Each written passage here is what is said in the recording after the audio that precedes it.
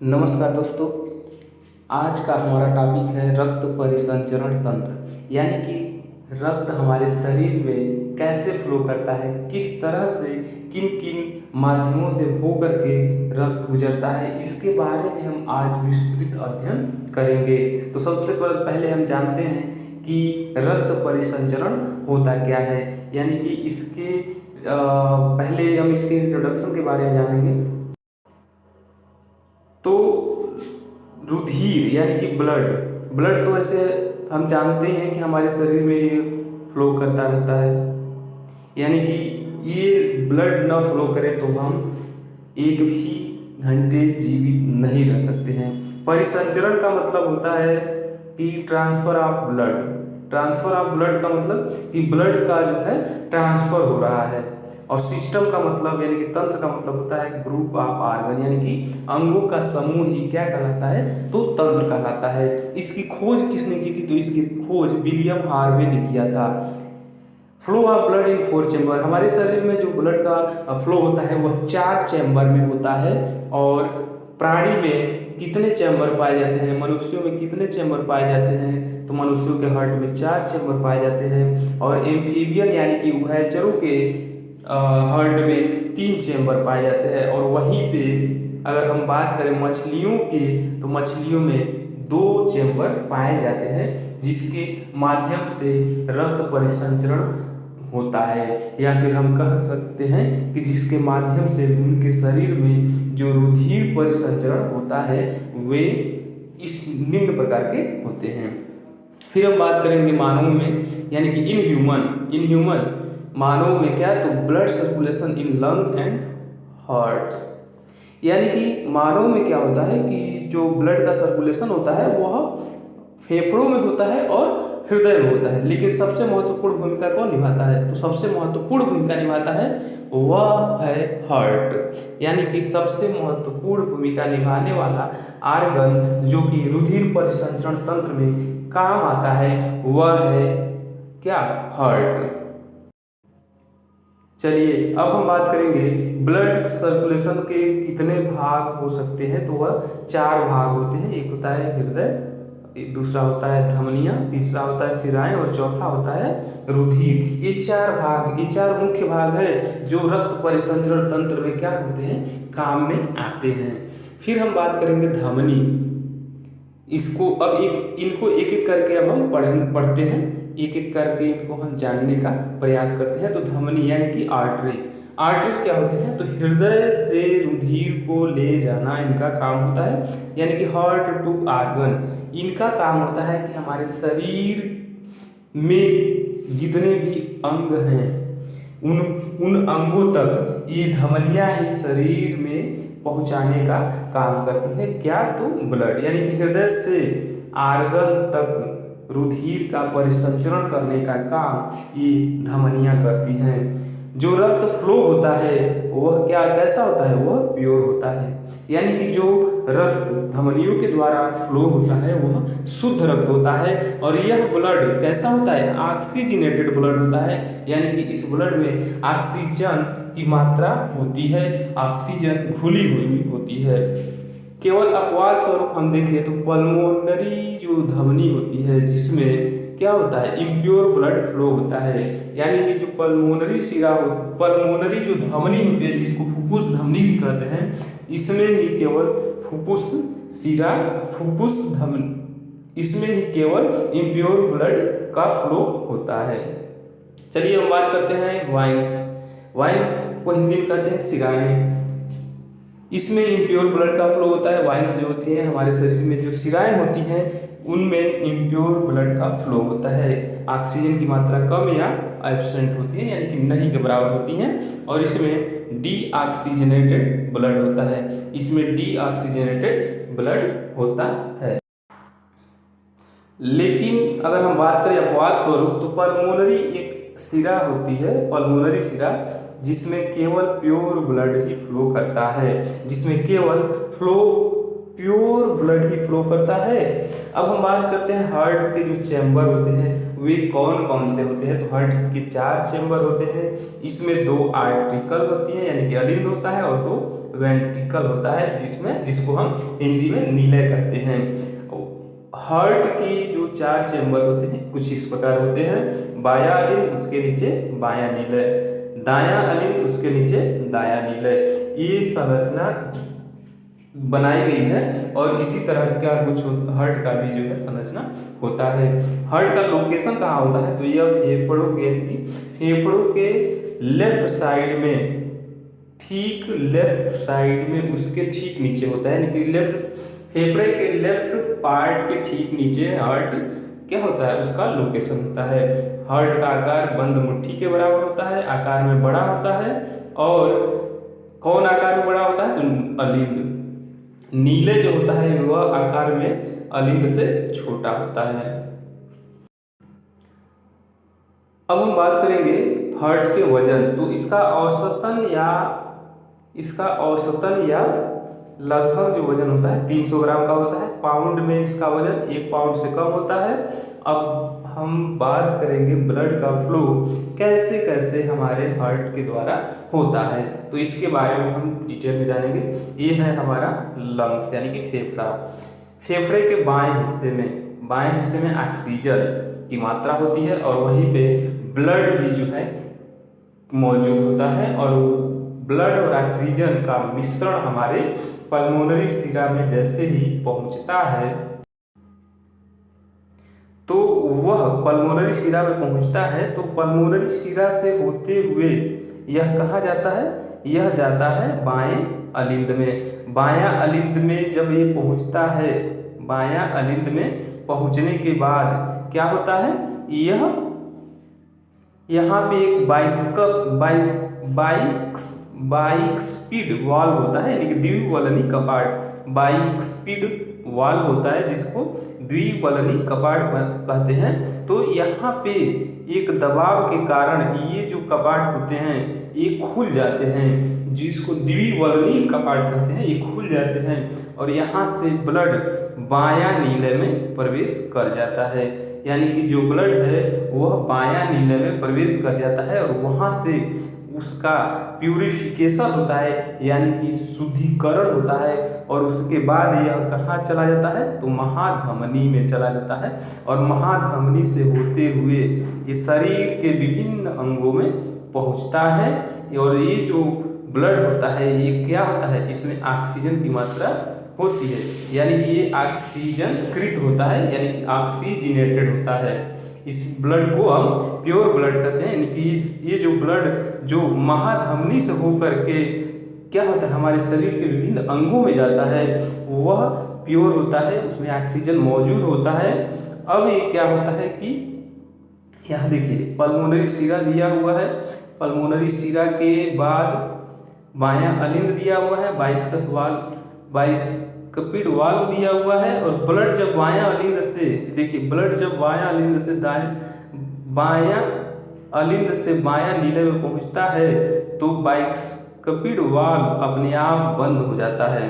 ठीक है, उसके बाद हम आते हैं यहाँ पे महाधमनी से जो ब्लड फ्लो होता है, महाधमनी से जो ब्लड फ्लो होता है वह हमारे शरीर के विभिन्न भागों में ऑक्सीजन कृत ब्लड पहुंचता रहता है।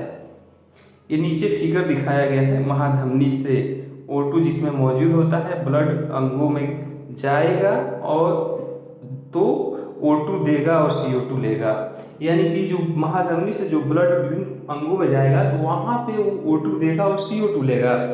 एक ऐसी अवस्था देखिए यहाँ पे दिया हुआ है कि एक ऐसी अवस्था आएगी जब O2 कम हो जाएगा और CO2 ज़्यादा हो जाएगा। तो उस सिचुएशन में क्या होगा? तो उस सिचुएशन में O2 की मात्रा कम होने के कारण ब्लड जो होगा वह इम्प्योर हो जाएगा। O2 की मात्रा जब कम हो जाती है, यानी कि ऑक्सीजन की मात्रा कम होने के कारण ब्लड तो इम्प्योर हो जाता है, तो ये जो ब्लड जो इम्प्योर हुआ रहता है ये कहाँ जाता है? ये जाता है दायां अलिंद में। ठीक है, इसको हम आगे अभी समझेंगे। इससे पहले हम जान लेते हैं कि SVC और IVC क्या है। SVC है superior vena superior vena cava और IVC है inferior vena cava. Superior vena cava को हिंदी में उच्च महाशिरा कहते हैं और इंफीरियर वेना कावा को हिंदी में निम्न महाशिरा कहा जाता है।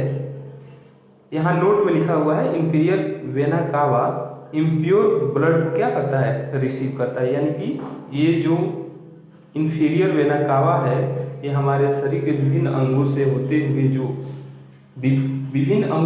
हुए जो इम्प्योर ब्लड होता है वह IVC के माध्यम से इंफीरियर वेना कावा के माध्यम से दायां अलिंद में प्रवेश करता है और दायां अलिंद के बाद फिर वह दायां नीलय में प्रवेश करता है।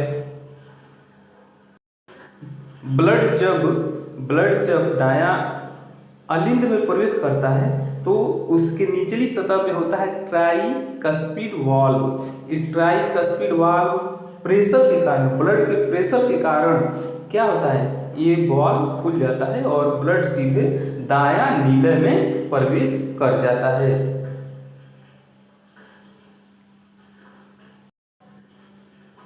फिर जब दायां नीलय में ब्लड प्रवेश करता है तो ये ब्लड क्या होता है, इम्प्योर होता है और सीधे ये महाधमनी से होते हुए कहाँ चला जाता है, सीधे महाधमनी से होते हुए लंग्स में चला जाता है।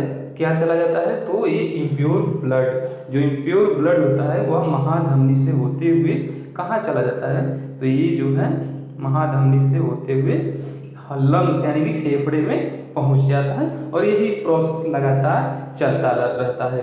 तो आइए हम जानते हैं इससे संबंधित कुछ महत्वपूर्ण प्रश्न जो एग्जाम्स में पूछे जाते हैं। तो जैसे यहाँ पे दिया हुआ है पल्मोनरी धमनी दायां अलिंद से निकलती है। ये कहाँ से निकलती है, तो दायां अलिंद से निकलती है। ट्राइकस्पिड वाल्व दायां अलिंद में पाया जाता है। दायां अलिंद में क्या पाया जाता है, तो ट्राइकस्पिड वाल्व पाया जाता है। नेक्स्ट है ऑक्सीजनेटेड ब्लड पल्मोनरी आर्टरीज से फ्लो होता है। ऑक्सीजनेटेड जो ब्लड होता है वह पल्मोनरी आर्टरीज से यानी कि पल्मोनरी आर्टरीज से ये क्या होता है, फ्लो होता है और शरीर के विभिन्न अंगों में पहुंचता है। SBC भी दायां अलिंद में पाया जाता है। SBC डीऑक्सीजनेटेड ब्लड को फ्लो SBC द्वारा डीऑक्सीजनेटेड ब्लड फ्लो होता है और बाइकस्पिड जो वाल्व होता है ये लेफ्ट हार्ट में होता है। ट्राइकस्पिड वाल्व जो होता है वह होता है राइट हार्ट में। नेक्स्ट है महाधमनी शरीर के अंगों तक ऑक्सीजनेटेड ब्लड को पहुंचाने का काम भी करती है। अब यहाँ देखिए महाधमनी जब शरीर के अंगों को ऑक्सीजनेटेड ब्लड दे देती है तो उस समय यह धीरे धीरे डीऑक्सीजनेटेड हो जाता है और यह इम्प्योर ब्लड उच्च महाशिरा और निम्न महाशिरा द्वारा दायां अलिंद में पहुंचती है।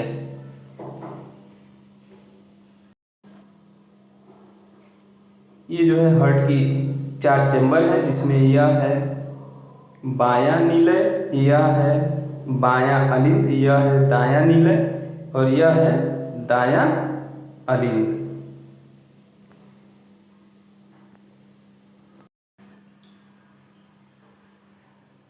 यहाँ ये क्या है, ये है अलिंद, यह है बायां अलिंद, यह है बायां नीलय, यह है दायां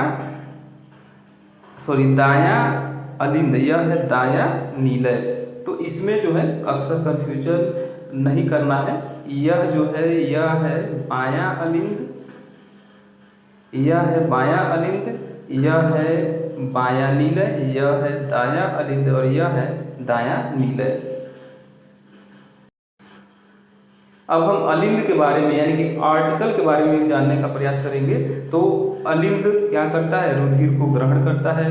इसका जो वाल्व होता है कमजोर होता है, इसकी दीवारें पतली होती हैं, रक्त दाब इसमें निम्न होता है और लेफ्ट आर्टिकल में जो ब्लड होता है वह क्या होता है, प्योर ब्लड होता है और राइट आर्टिकल में इम्प्योर ब्लड होता है। नीलय की हम बात करें तो नीलय रुधिर को आगे की ओर क्या करती है, प्रवाहित करती है। उच्च रक्त दाब इसमें होता है, इसकी दीवारें क्या होती हैं, मोटी होती हैं। अब हम कुछ हार्ट के बारे में, इसकी विशेषताओं के बारे में जानने का प्रयास करेंगे। तो हार्ट जो है यह पेशियों से मिलकर बना होता है। जिन मांसपेशियों से बनी होती है उन मांसपेशियों को हम कार्डिक मांसपेशियां कहते हैं, और जिन ऊतक से बना होता है इसको हम नोडल ऊतक कहते हैं। हार्ट के दाएं अलिंद में एस और एवियन पाया जाता है। हार्ट के दाएं अलिंद में एस और एवियन पाया जाता है। एस को राइनो आस्ट्रिया नोड कहा जाता है, एवियन को आस्ट्रिया वेंट्रिकल नोड कहा जाता है। तो ये इनका काम क्या क्या क्या होता है? तो एस का काम होता है, यह हार्ट के धड़कन को क्या करता है? नियमित करता है। यानी कि इसका काम होता है हार्ट के धड़कन को नियमित करना। एस में एक महत्वपूर्ण वर्क ये भी है, इसका काम है कि यह करंट को क्या करता है? जनरेट करता है। इसे हृदय का पेस मेकर भी कहा जाता है। तो अक्सर पूछा जाता है ये क्वेश्चन कि हृदय का पेस मेकर किसे कहा जाता है? तो वह एस यानी कि साइनो आस्ट्रिया नोड को कहा जाता है। अगला है, इसे ऑटो एग्जिस्टेबल भी कहा जाता है। यानी कि यह जो है स्वतः क्या हो जाता है? एग्जिस्ट हो जाता है, स्वतः अपना स्थान ग्रहण कर लेता है, यानी कि ऑटो एग्जिस्टेबल भी इसको हम कहते हैं। यह हमारे शरीर के हार्ट के पार्ट है, स्ट्रक्चर है। इसमें यहाँ पे क्या होता है? ब्लड जो है इसके माध्यम से, पल्मोनरी आर्टरीज के माध्यम से हमारे शरीर में क्या होता है? पहुँचता है। यह जो ब्लड पहुँचता है वह कहाँ जाता है? तो वह जाता है लेफ्ट आर्ट्रिकम में। लेफ्ट आर्ट्रियम में जब ब्लड जाता है तो वह वहाँ से इन दो भागों से होकर पास करता है, वह पहुँचता है लेफ्ट वेंट्रिकल यानी कि बायां नीले में। जब बायां नीले में यह ब्लड प्रवेश करता है तो उसका शुद्धिकरण होता है, और फिर वह इन एरोटा द्वारा यानी कि महाधमनियों द्वारा वह क्या होता है? हमारे शरीर के विभिन्न अंगों में जाता है, और फिर ये हमारे शरीर के विभिन्न अंगों से होते हुए जब वह एक स्टेज ऐसा आता है कि ये तो प्योर होता है, यानी कि जो महाधमनियों से जो ब्लड निकलता है वो प्योर होता है, लेकिन एक ऐसा स्टेज आता है जिसमें ऑक्सीजन की मात्रा क्या होती है? बहुत ही कम हो जाती है। उस सिचुएशन में यह जो ब्लड होता है वह इम्प्योर हो जाता है। ये जो इम्प्योर ब्लड यानी जो महाधमनियों से होकर के हमारे शरीर के विभिन्न अंगों से होते हुए जो इम्प्योर ब्लड यानी कि ऑक्सीजन जब खत्म हो जाता है तो ये ब्लड जो है एक स्टेज आता है कि ये इम्प्योर हो जाता है, और ये जो है कहाँ जाते हैं? तो यहाँ इंफीरियर वेना कावा और सुपीरियर वेना कावा में पहुँचते हैं, और इंफीरियर वेना कावा और सुपीरियर वेना कावा से होते हुए ये जो है हमारे शरीर के दाएं अलिंद में प्रवेश कर जाते हैं। फिर दाएं अलिंद में एक ट्राइकस्पिड वाल्व होता है, यहाँ पे यानी कि 3 भाग में होता है, इसीलिए इसको ट्राइकस्पिड वाल्व कहते हैं। और ट्राइकस्पिड वाल्व से होते हुए यह दायां नीले में प्रवेश कर जाता है, और दायां नीले में जो ब्लड होता है वह अशुद्ध होता है यानी कि इम्प्योर होता है। और ये जो अशुद्ध यहाँ पे जो अशुद्ध ब्लड होता है यानी कि इम्प्योर ब्लड होता है वह पुनः क्या होता है? पुनः यह इस माध्यम से यानी कि पल्मोनरी आर्टरीज के माध्यम से वह फिर फेफड़े में चला जाता है, और जब ये फेफड़े में चला जाता है तो लगातार ये प्रोसेस चलता रहता है, यानी कि फेफड़ों के माध्यम से ही ब्लड हार्ट में आता है, और फेफड़ों के माध्यम से ही ब्लड हार्ट में आता है, और हार्ट के माध्यम से ही यहाँ पे आप देख रहे हैं कि फिर फेफड़े में चला जाता है। तो यह प्रक्रिया लगातार चलती रहती है, यानी कि ब्लड सर्कुलेशन यह एक कंटिन्यूअस प्रोसेस है। तो दोस्तों कैसा लगा आज का हमारा ये वीडियो? अगर अच्छा लगा हो तो लाइक शेयर और सब्सक्राइब जरूर करें। धन्यवाद।